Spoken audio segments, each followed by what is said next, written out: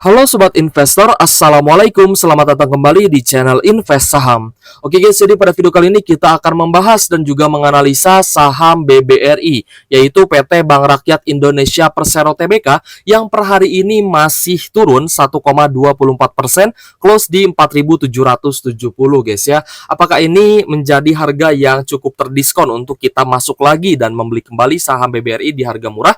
Nah, kita akan bahas pada video kali ini berikut dengan informasi yang cukup penting guys ya, terkait pertemuan FOMC yang akan membahas terkait suku bunga acuan The Fed, dan juga kita akan membahas terkait diversifikasi ya dalam investasi. Apakah diversifikasi itu perlu atau tidak gitu guys ya. Nah, jadi silahkan teman-teman simak videonya sampai akhir ya. Terutama buat teman-teman yang masih pegang saham Bank BRI dan juga teman-teman yang ingin membeli saham BBRI di harga yang paling murah gitu guys ya. Silahkan simak videonya sampai akhir. Tapi sebelumnya disclaimer on ya, video ini bukan ajakan jual beli saham dan seluruh keputusan investasi tetap jadi tanggung jawab pribadi masing-masing sebagai investor di pasar modal Indonesia.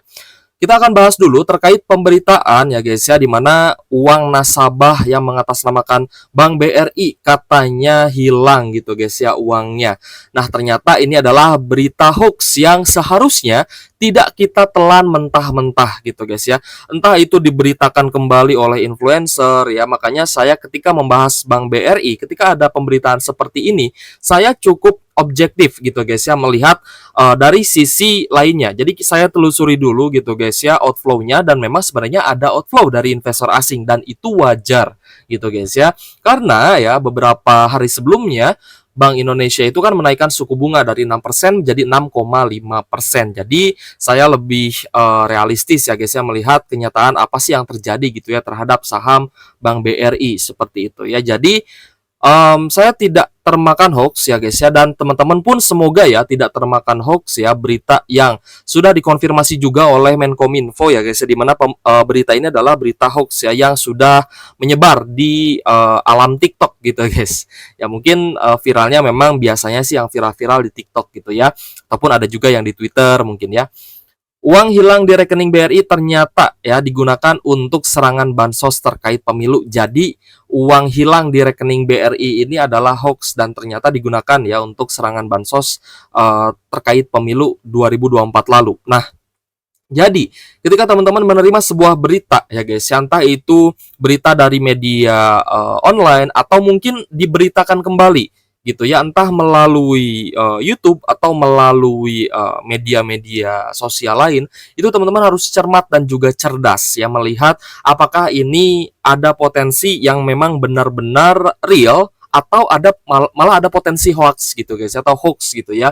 Nah, ini teman-teman harus mencermati lagi, harus menelusuri lagi, dan ketika memang turunnya sebuah saham itu dikarenakan ada outflow ya guys ya, ada uang yang keluar dari saham tersebut, teman-teman juga harus telusuri penyebabnya kenapa. Apakah ada penyebab yang lebih masuk akal dibandingkan berita yang berpotensi hoax tersebut? Ya kalau misal saya melihat ya guys ya, dari penyebabnya ya mungkin kemungkinan besar itu adalah kenaikan suku bunga Bank Indonesia, di mana investor asing berlomba-lomba untuk menjual sahamnya yang ada di perbankan di Indonesia gitu guys ya, karena ini akan menjadi beban bunga deposito atau beban bunga ya terhadap perbankan-perbankan besar. Nah, memang waktu itu ya kita melihat banyak sekali, bukan hanya Bank BRI tapi BCA, Mandiri dan juga BNI itu harga sahamnya turun gitu guys ya. Nah, jadi masa sih kok yang terkena kasus uang hilang cuma BRI, tapi yang turun ada Bank Mandiri juga turun, Bank BCA juga turun gitu guys ya, waktu itu ya, waktu kemarin-kemarin ya. Lalu Bank BNI juga turun, dan bank-bank second liner juga yang tidak ada pemberitaan uang hilang itu juga turun.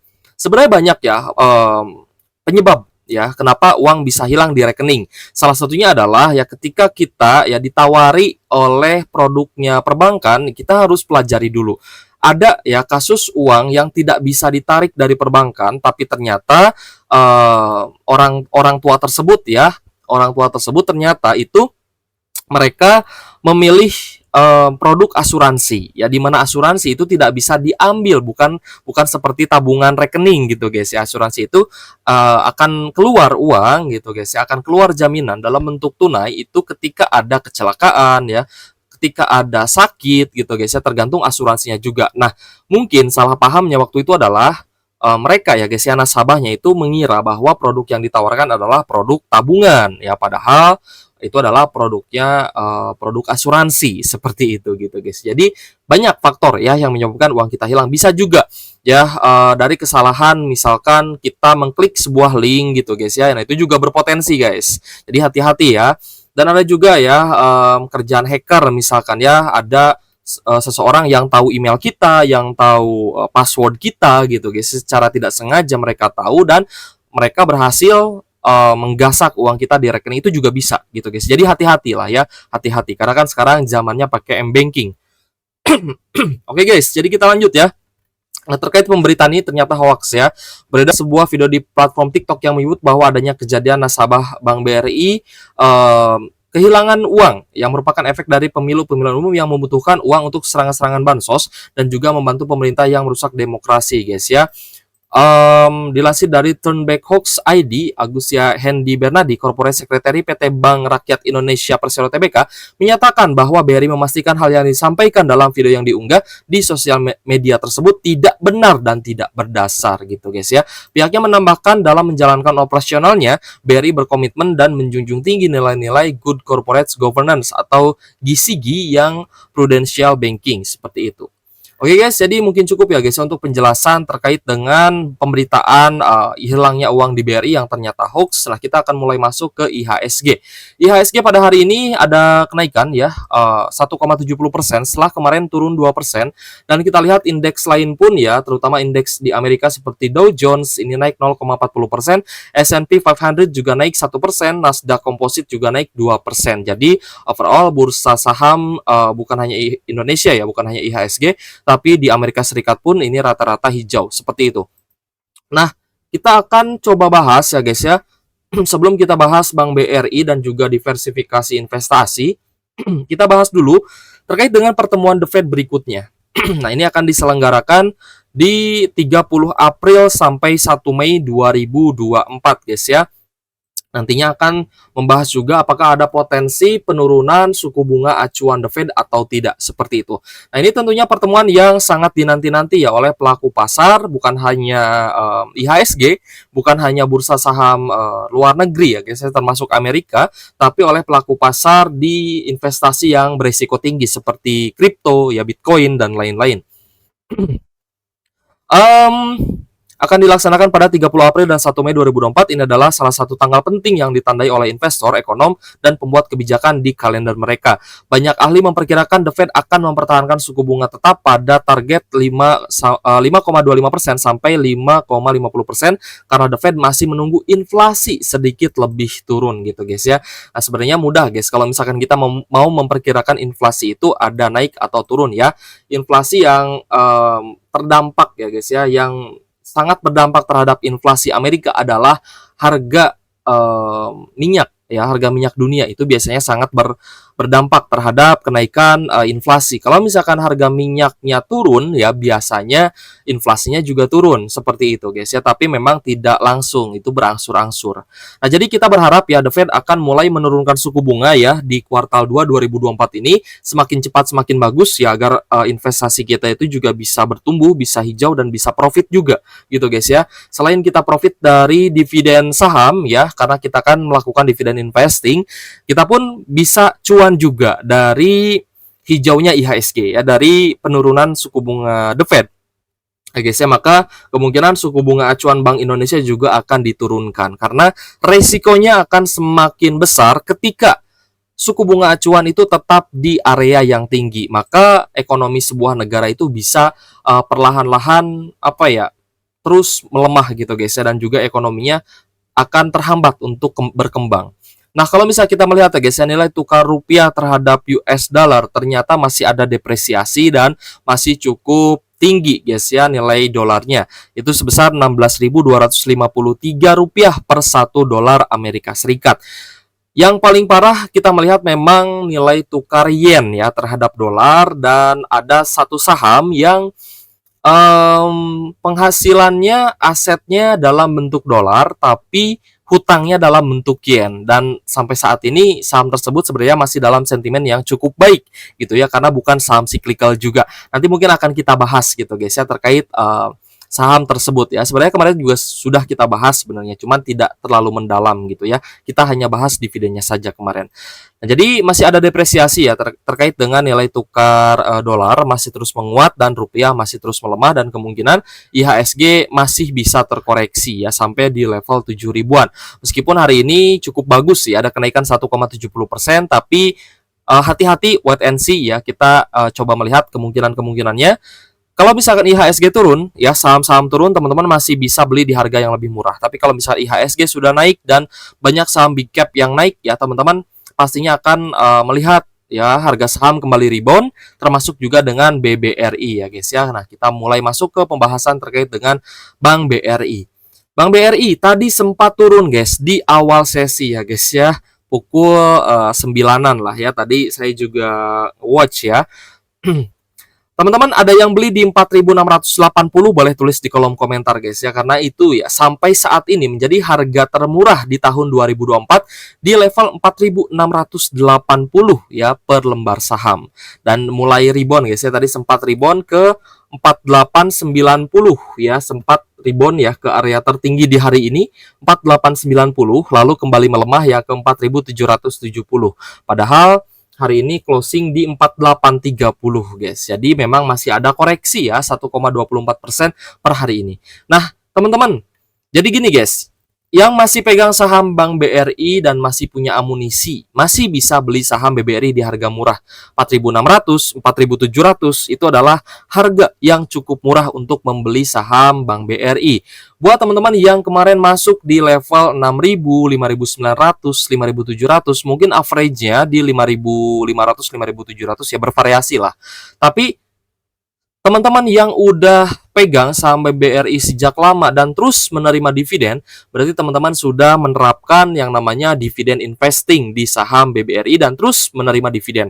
Nah, kalau misalkan bisa ya saya asumsikan bahwa BBRI ini menjadi mesin uang gitu guys ya, menjadi sebuah mesin lah ya, seharga 500 ribuan ya, maka ketika teman-teman melihat harganya di 5.700 alias 570.000 per satu lot gitu guys ya. Nah, ketika teman-teman membeli sebuah mesin ya untuk produktivitas bisnisnya teman-teman yang menghasilkan uang ya, bisa kita sebut sebagai mesin penghasil uang. Nah, ketika harganya di harga stabil misalkan 570.000, 550.000 ya guys ya, itu harga satu lot BBRI, maka teman-teman ketika membeli mesin tersebut perasaannya akan biasa aja. Maksudnya biasa aja. Oh ya udah, saya biasanya memang beli yang mesin ini di harga segini gitu guys ya. Oh iya, harganya masih oke lah, masih affordable gitu ya. Saya masih bisa beli mesin ini untuk kelanjutan bisnis saya, untuk kelanjutan penghasilan saya gitu guys ya. Nah, kalau misalkan kita asumsikan ya BBRI sebagai mesin uang gitu ya, sebagai sebuah mesin lah yang seharga 500.000 ya. Nah, tapi ketika Bank BRI harganya menyentuh di 6.000 ya guys ya, kita coba flashback ke 3 bulan sebelumnya. Ketika harganya di 600.000, ketika teman-teman membeli sebuah mesin tersebut gitu ya untuk menambah aset gitu ya, maka teman-teman sebenarnya akan merasa keberatan, seharusnya akan merasa keberatan. Kok kemarin saya beli di 570.000, saya beli terakhir di 550.000, tapi kenapa kok sekarang saya harus beli di 600.000 nih untuk satu unit mesin tersebut gitu ya. Ini mahal nih, saya urungkan niat saja deh. Ya, saya nggak beli sekarang, mungkin besok saya dikasih diskon nih, mungkin besok akhir bulan ada promo, mungkin besok akan ada potongan harga gitu guys ya. Ini kalau kita asumsikan bahwa BBRI adalah sebuah mesin yang real gitu ya, bisa kita operasikan dan menghasilkan uang seperti itu. Nah, tapi ketika ya mesin penghasil uang tersebut harganya turun gitu ya, teman-teman misalkan dikasih info nih ya dari teman-teman atau dari sesama investor gitu ya, sesama pebisnis. Wah, nih BBRI turun nih gitu ya, mesinnya harganya turun nih dari kemarin 570.000 sekarang cuma di 470.000 aja nih gitu ya. 477.000 mau nggak nih ya? Ini kan satu lembar saham ya, dan kita beli itu satu lot ya, berarti tinggal dikali 100 berarti 477.000. Mau nggak nih beli mesin ya yang biasa kamu beli di harga 500.000, sekarang harganya 470.000. Wah, murah ya gitu ya. Berarti sekaranglah saatnya kita membeli mesin penghasil uang kita gitu guys ya. Kita membeli aset yang bisa menghasilkan uang untuk kedepannya untuk investasi jangka panjang. Entah kita cuan dari capital gain, entah kita cuan dari dividen, yang jelas saham ini adalah saham yang bagus, masih beroperasional, menghasilkan profit yang besar dan juga bisa membagikan dividennya gitu guys ya, sebagai pengaman kita juga dalam investasi jangka panjang seperti itu. Oke guys, dari rasio fundamental sebenarnya tidak ada masalah guys ya. Perusahaannya juga masih profitable gitu guys ya. Teman-teman cek aja NPM-nya, net profit margin-nya 30% gitu guys. Ini sangat-sangat tinggi ya guys ya. Jadi tayal ya, Bank BRI masih bisa terus beroperasional dan masih bisa terus membagikan dividen ya, terutama kepada Republik Indonesia, kepada negara. Ini menjadi uang ya, mesin penghasil uang untuk negara Indonesia juga seperti itu. Nah, jadi sentimen yang terjadi di Bank BRI ya guys ya, sampai-sampai harga sahamnya turun ya guys ya, sampai di 4.700-an adalah adanya outflow dari investor asing. Dan kita bisa tracking ya guys ya, siapa sih yang jual saham BBRI ya, sehingga dia turun dari tanggal 27 Maret 2024 guys. Nah, kalau misal kita flashback ya ke awal April deh ya, awal April nih, 1 April di hari apa nih guys ya, 1 April dia turun 2%, lalu di 2 Aprilnya turun 4% ya, lalu ada sideways dan turun lagi di 16 April 5%. Nah, berarti kita dari awal bulan aja deh ya, awal bulan April 2024. Ya teman-teman bisa tracking ya guys ya, dari broker summary gitu ya. Kalau misalkan nggak percaya bandar nggak masalah ya, itu bukan urusan saya gitu guys ya. Yang penting saya percaya bahwa di luaran sana ada orang-orang, ada investor besar yang memegang uang lebih banyak dari kita gitu guys ya. Misalkan kita punya ratusan juta, kita punya miliaran. Di luar sana ada yang punya triliunan, ada yang punya ratusan triliun, bahkan ribuan triliun gitu guys ya. Jadi ya jangan disepelekan juga gitu ya, investor-investor besar yang memegang uang banyak. Ketika mereka jualan, ketika mereka profit taking, pastinya akan ada outflow besar-besaran. Nah, teman-teman bisa lihat ya, volume di sini ini hijau karena dia mantul ya dari area terendah di 4680. Ini seharusnya juga merah sebenarnya ya. Dan kita melihat ya dari volumenya ya, memang banyak sekali ya. Kalau misalnya teman-teman gak mau sebut bandar, oke lah kita sebut ya, investor yang punya uang besar gitu guys ya. Investor yang punya uang besar, mereka jualan ya. Investor asing mereka jualan ya, mereka punya uang besar, nah mereka jualan gitu guys ya. Jadi wajar harga BBRI masih melemah seperti itu. Ada big distribution di 1 bulan terakhir ya guys ya. Kita cek ya, ternyata ya guys ya, yang jualan adalah investor-investor asing. Nah, kalau misalkan kita klik ya guys ya, ada UBS Sekuritas dengan kode AK. Nah, ini adalah kode sekuritas, yaitu AK, yaitu UBS Sekuritas. Ya, ternyata UBS Sekuritas paling banyak ya guys ya di 1 bulan terakhir ini, di hari kemarin ya, hari Jumat ya. Kita cek 1 bulan terakhir. Ternyata paling besar ya, UBS Sekuritas itu mereka jualan Bank BRI ya, saham BBRI mereka jual sebanyak 4 juta lot gitu guys ya, senilai 2 triliunan. Ini entah hanya di tanggal kemarin atau dari 1 bulan. Coba kita ganti lagi ke tanggal 26. Yes, ternyata dari awal bulan guys ya. Dari awal bulan. Valuasinya jumlah lotnya 4 juta lot ya guys ya, 4 juta lot.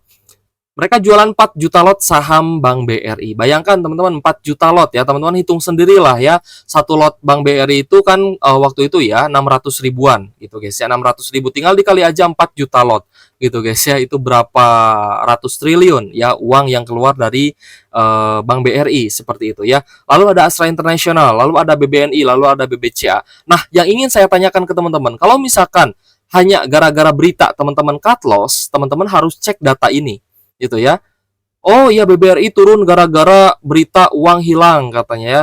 Ternyata berita hoax ya. Tapi teman-teman nggak cek ya, ternyata bukan hanya BRI yang dijual, tapi ada Astra International, ada Bank BNI, ada Bank BCA, itu juga dijual ya oleh UBS Sekuritas gitu guys ya. Siapa sih yang menggunakan UBS Sekuritas? Nah, teman-teman bisa tracking lagi datanya gitu guys ya. Siapa aja sih, investor mana aja sih yang menggunakan UBS Sekuritas gitu ya. Nah, jadi ketika Bank BRI terkena hoax ya, terkena berita hoax, tapi ternyata ya Bank BNI dan Bank BCA juga dijual, Bank BTN juga dijual, BTPS juga dijual. Jadi kira-kira apakah berita itu valid atau tidak gitu ya dalam penurunan saham Bank BRI? Kalau saya sih melihatnya lebih valid ya. Ya ada yang menjual aja gitu guys. Ada yang jualan besar ya di saham Bank BRI. Itu aja sih guys ya penjelasannya. Semoga teman-teman paham gitu guys sampai sini. Jadi untuk Bank BRI ya di level 4.700 4.600 ini masih sangat layak untuk di hold ya, masih sangat layak untuk dibeli ya. Teman-teman yang mau averaging down, inilah saatnya gitu guys ya. Tapi kalau misalkan besok turun, teman-teman anggaplah dikasih diskon lagi untuk mesin penghasil uangnya. Seperti itu ya. Nah, kalau misal kita perhatikan guys ya, Bank BRI kita coba ganti guys ya ke Bank and Finance ya. Hari ini kita melihat ya saham-saham perbankan lain mulai diakumulasi kembali. Ada Agro naik 2%, Arto naik 2,9%, BBCA naik 1,82%, BBKP ya masih turun karena ini mendekati gocap ya, kita hindari dulu guys ya, kita hindari aja. Lalu ada BBNI naik 1,4%, Bank BRI masih close merah 1,24%, BBTN naik ya 1,55%, Bank Danamon koreksi tipis 0,74%, BEVIN naik 1%, BJBR naik 2,49%, BJTM juga naik 2,6%.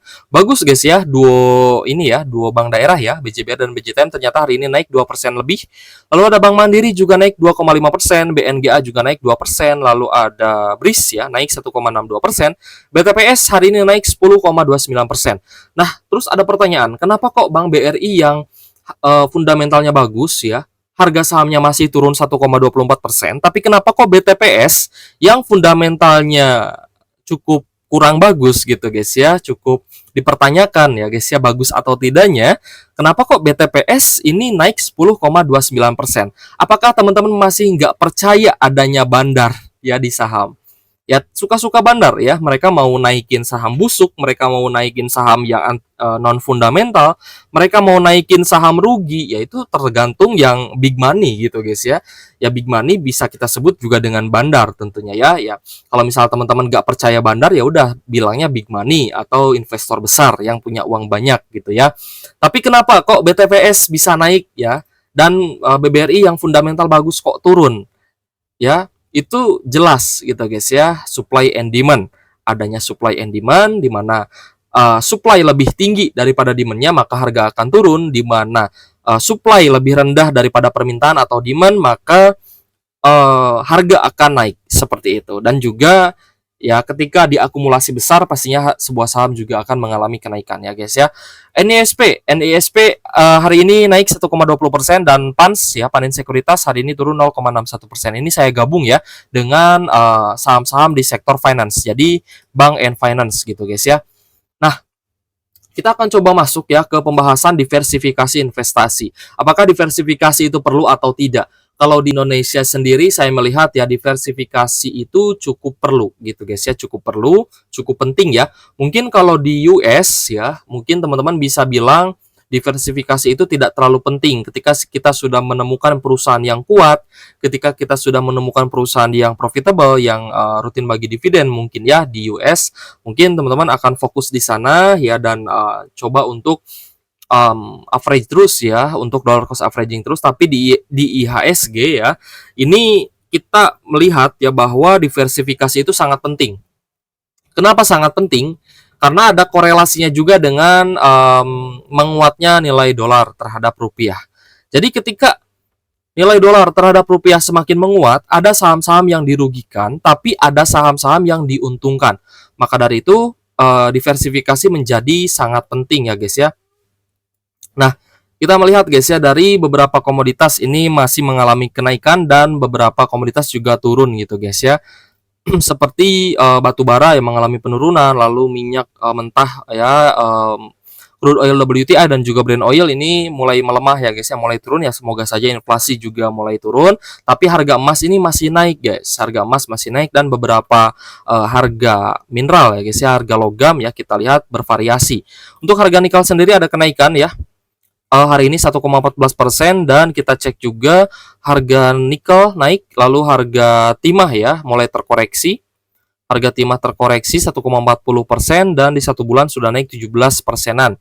Sedangkan harga aluminium juga terkoreksi tipis 0,19%. Tapi yang kita pantau di sini adalah harga minyak mentah WTI ya, crude oil WTI dan juga Brent oil ini masing-masing terkoreksi dan semoga saja lanjut turun ya, sehingga The Fed ya menurunkan suku bunga dikarenakan inflasi yang juga semakin turun seperti itu. Nah, mungkin di Indonesia di IHSG kita bisa diversifikasi ya dengan beberapa saham di sektor mineral dan juga batu bara yang mengekspor produknya ke luar negeri. Jadi ketika nilai tukar dolar menguat ya, saham-saham perbankan kita itu melemah ya guys ya, bahkan bisa saja kita minus gitu ya di investasi, tapi nggak masalah selama sahamnya masih rutin bagi dividen ya, nggak ada masalah gitu guys ya, apalagi kinerjanya masih oke, ya udah kita lanjutin aja averaging down, kita lanjutin aja beli lagi di bawah, apa yang salah gitu ya, nggak ada yang salah gitu ya. Jadi kita nggak perlu pusing-pusing, kita nggak perlu frustasi ya, kita nggak perlu mikirin terlalu terlalu intens gitu ya terhadap investasi. Ya udah, let it flow aja. Kita semakin lama semakin sering ya mengalami gejolak pasar, semakin sering mengalami krisis, dan tidak ada krisis yang lebih mengerikan selain COVID-19. Tidak ada krisis yang lebih dalam ya guys ya di beberapa tahun ini selain COVID-19. Di mana COVID-19 orang-orang itu sampai takut kehilangan makanan gitu guys ya, karena kan waktu itu semua pabrik di stop gitu guys ya. Nah, kita kembali ya ke diversifikasi. Maka dalam menghadapi menguatnya nilai tukar dolar dan melemahnya rupiah ya guys ya, kita perlu diversifikasi terhadap perusahaan-perusahaan yang menerima pendapatannya dalam bentuk dolar. Itu adalah saham-saham yang mengekspor komoditasnya ke luar negeri ya guys ya. Ya terutama adalah saham-saham batu bara. Saham batu bara kita lihat dan kita juga pernah buat videonya ya, bahwa batu bara ini akan bertahan sampai mungkin ya 30 tahun ke depan gitu guys ya. Jadi kita masih tetap hold saham-saham batu bara ini mungkin untuk 5 sampai 10 tahun ke depan, dan kita akan terus menikmati dividennya gitu guys ya. Kita cek hari ini ya, untuk saham-saham batu bara rata-rata mengalami kenaikan dan juga hijau. ABMM naik 1,5%, Adro naik 2,6%, Antam naik 1,25% ya. Lalu kita cek BSSR dan saham-saham batu bara lain, Cuan naik 12%, lalu Doid ya naik 3%. Nah, terus ada pertanyaan, kenapa kok saham Cuan yang PE ratio-nya sudah sangat tinggi ya guys ya, kenapa kok masih bisa naik 12%? Tapi saham Adro yang fundamentalnya bagus, harga sahamnya murah, valuasinya murah, naiknya cuma 2% ya.